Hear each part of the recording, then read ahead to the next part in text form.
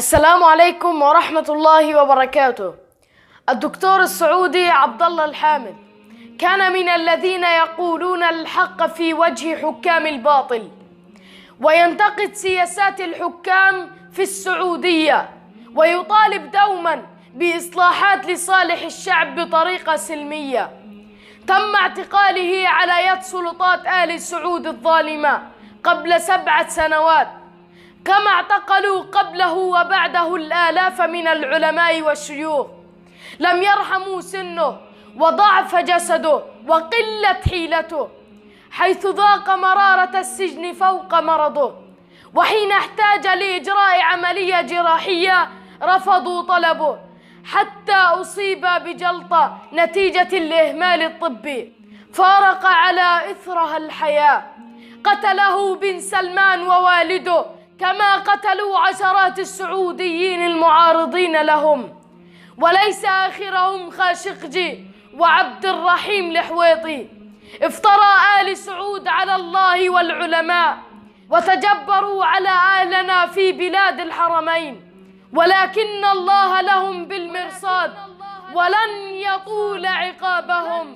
الحكم السعودي في هذا المطلق لا يمكن أن يستمر بهذا الشكل، وأنه لا بد من أن يتحول النظام الملكي المطلق إلى ملكية دستورية، بأن تكتفي الأسرة المالكة بالعرش وولاية العهد، ثم بعد ذلك توجد أحزاب بحيث لا يصل إلى منصب وزاري إلا من فاز حزبه، ثم يخضع أي مسؤول في الدولة للمحاسبة والمراقبة والعزل. هذه هي مطالبنا. وبعدين قلنا له انه يعني ايضا الان تتحدث عن ولي الامر، ولي الامر نحن لم نجده لا في كتاب الله يمكن حاضر ولا في سنه رسوله صلى الله عليه وسلم، انما هو مستحدثات العصور المحيطه. اذا ما يمكن يعني احنا مرجعيتنا الكتاب والسنه، والدوله نفسها في نظام الحكم تقول ان المرجعيه هي الكتاب والسنه، وقالت وانه أي نظام يجب أن لا يعارض الكتاب والسنة. نحن الآن في أنظمة أنت تقول توافق الكتاب والسنة، ونحن نقول أن لا توافق الكتاب والسنة. فإذا هذا هو بس، هذه تقريبا الأشياء هذه. أما هذا مفهوم رد الدعوة، وأيضا نطالب بالعلانية، وذكرنا أكثر من 20 من 10 أسباب. يا إخوان، اللي يريد شيء من المذكرات التي قدمت القاضي تراها موجودة. نحن نطالب بمحاكمة علنية، ليس هناك أسرار. إذا كانوا يريدون محاكمة سرية فليسجنونا فورا. اعتقال تعسفية. لا، عندي جلسة يوم السبت. طلب القاضي من المدعي العام أن يثبت، لأني أنا قلت هذه غير صحيحة، وأريد إثباتات قطعية شرعية ونظامية. هذا حق. هذه محاكم التفتيش هذه والمظاهرات هذا لا يوجد إلا بحكم قراقوش. محاكم التفتيش هذه يجب أن ندينها وأن ندفع الثمن، وليكن ما يكون. الصحيين هم اللي يخشون على البلد. النهر يحفر مجراه، النهر يحفر مجراه. نعم.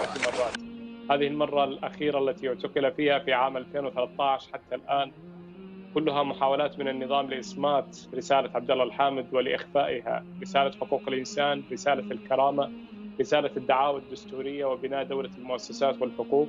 ولكن بهذه العنجهية وبهذا الصرف الذي قام به النظام السعودي سوف تحيا هذه الرسالة، وسوف تستمر رسالة عبد الله الحامد خالدة في الأجيال.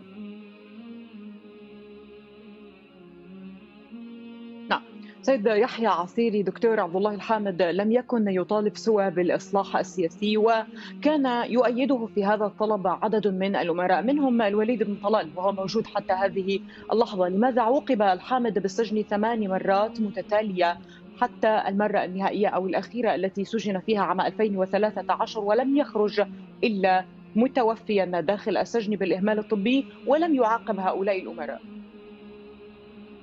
ببساطة لأن النظام يعرف أن الدكتور عبد الله الحامد صادقا في رسالته، ما بدل ولا غير ولا داهن ولا لمرة واحدة. عندما كان النظام السعودي يحاول أن يدفع الشباب باتجاه العنف لكي يتخلص من الشباب ويرسلهم إلى أماكن الصراع في الخارج، كان عبد الله الحامد يصدر محاضراته التي تقول للشباب عليكم بالتخلي عن الصراعات الخارجية، وإذا كنتم تؤمنون بالجهاد المسلح فآمنوا بالجهاد السلمي وأحدثوا التغيير في بلادكم.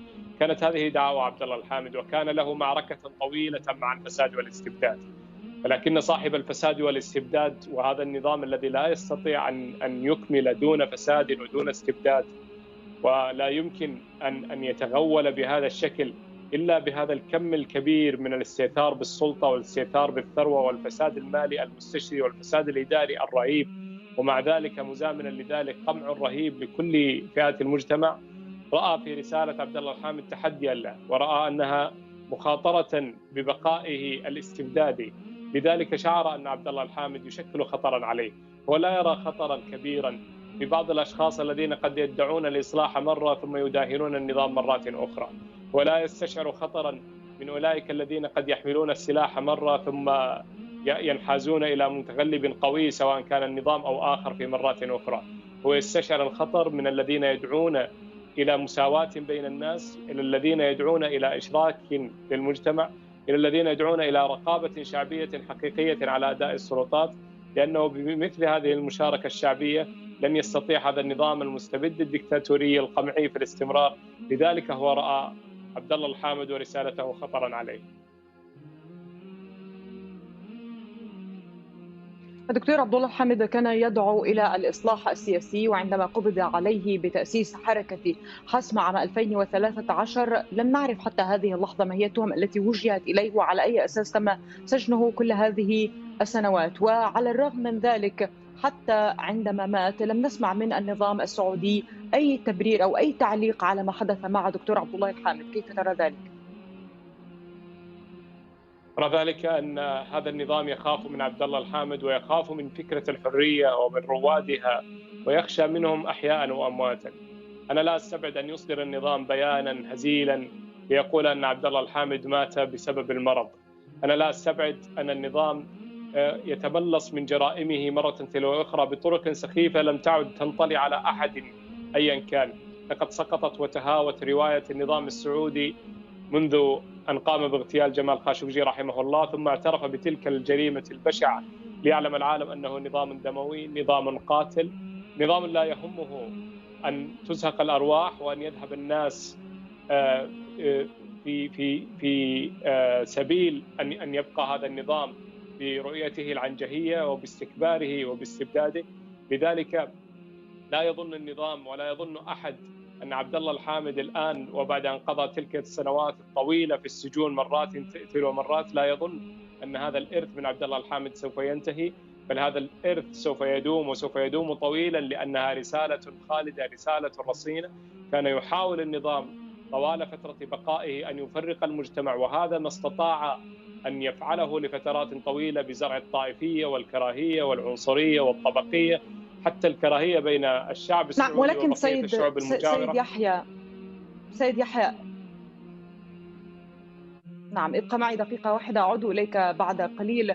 حيث تداول الناشطون على ذكرك للمرحوم جمال خاشقجي الصحفي السعودي الذي قتل في القنصلية السعودية بإسطنبول، تداول الناشطون على نطاق واسع بمواقع التواصل الاجتماعي حديثا مسجلا للصحفي السعودي الراحل جمال خاشقجي يتحدث فيه عن أهمية الناشط الحقوقي السعودي عبد الله الحامد الذي توفي الجمعة في السجن، واصفا إياه بالمبدع الدستوري. ويتحدث خاشقجي في المقطع المصور المأخوذ من مقابلة تلفزيونية سابقة عن ظهور حركة تدعو للملكية الدستورية في السعودية حتى قبل بدء موجة الربيع العربي مطلع عام 2011. دعونا نتابع. غير أجنبي، يعني ليس بفكر مستورد أو فكر أوروبي، من التربة السعودية، من التربة السعودية السلفية الإسلامية السعودية الخالصة. كتبه سعودي خالص. طبعا عبد الله الحامد مثقف ومتعلم، ولكن خلفيته إسلامية راسخة، ولكن ليست متشددة. هل تخاف من السجن وأنت تنتظر حكما خلال أيام وقد يكون بالسجن مرة أخرى؟ هو السجن مخوف، لا شك أن الإنسان يعني يخاف، لكن الإنسان يضع أمامه أولويات. يعني إذا كانت حريتك ستصادر وستهدد بالسجن فينبغي أن تقبل السجن. ففي الحالة دي أنا أفضل أن أسجن سجنة سابعة على أن أخضع وأذل وأقبل الهوان.